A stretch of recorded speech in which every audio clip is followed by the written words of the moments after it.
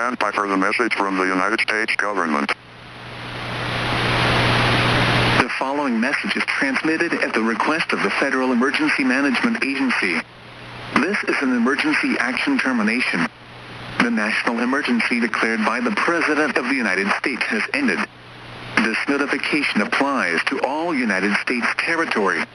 All previous emergency action notifications are now canceled. Normal activities may resume. All broadcast stations and cable systems may now return to regular programming. This concludes the national emergency.